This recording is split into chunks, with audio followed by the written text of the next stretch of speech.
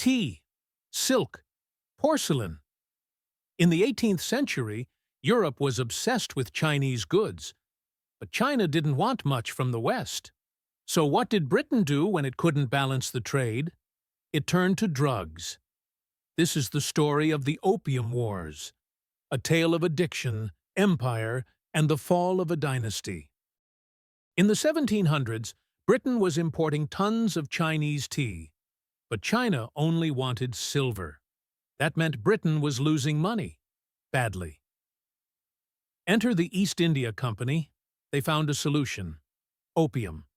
They grew it in India, smuggled it into China, and created an illegal market. The result?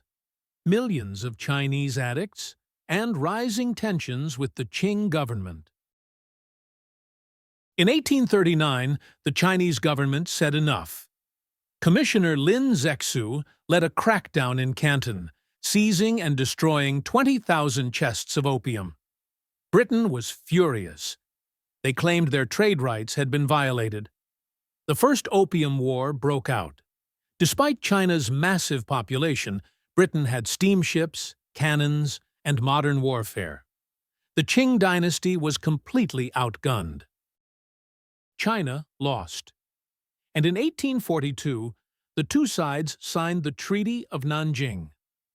China had to pay huge reparations, open up 5 ports to British trade, and hand over Hong Kong. This was the first of many unequal treaties, where China gave up sovereignty and Western powers expanded their influence. But it didn't stop there. In 1856, the Second Opium War began. This time, Britain was joined by France. In 1860, their forces marched into Beijing and looted the magnificent old summer palace, burning it to the ground. Another humiliating treaty followed. More ports opened, more influence lost.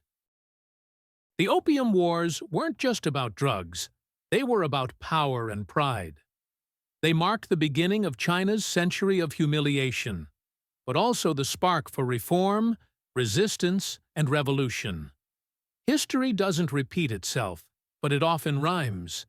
And the Opium Wars remind us, sometimes the most devastating battles are fought not on land, but over addiction, trade, and broken trust.